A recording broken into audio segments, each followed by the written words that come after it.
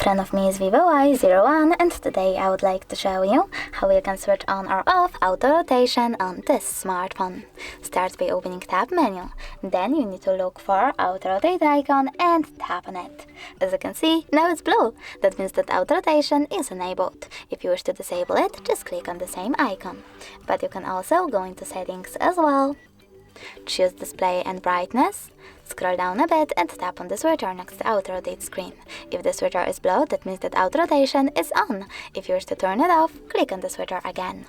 Thanks so much for watching. If you enjoyed this video, leave a like, comment and subscribe. Bye!